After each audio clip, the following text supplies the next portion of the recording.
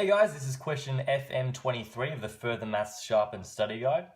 Jumping straight in, this question says the percentage of students who watch between 9.3 hours and 13 hours of Netflix is closest to what percentage? So first of all, we need to figure out sort of where this 9.3 and 13.8 lies in terms of our normal distribution.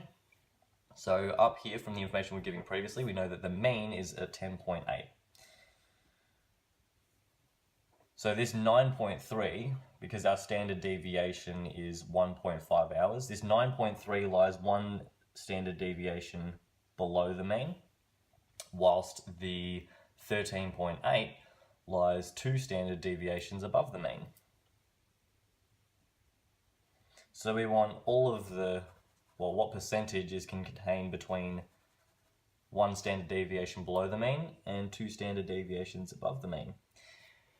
How are we going to do that? Well, we know that between one standard deviation below and above the mean, so between here and here, 68% of the data should lie between those 2 points according to a normal distribution, or our 68, 95, 99.7 rule. So we can assume that if 68% of the data falls in between both of these, 34% falls in here. So if I just section that off and say 34% in there. Also, according to our 68, 95, 99.7 rule, we should know that between two standard deviations above and below the mean, it should contain 95% of our data.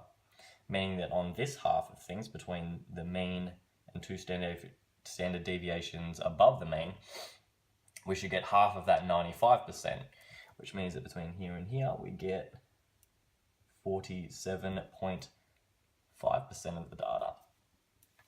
Adding those two numbers together, 34 plus 47.5, we get 81.5, which is roughly equal to 82%, meaning that 82% of the data should fall between one standard deviation below and two standard deviations above the mean, which looks a lot like our answer D here, which makes D our final answer.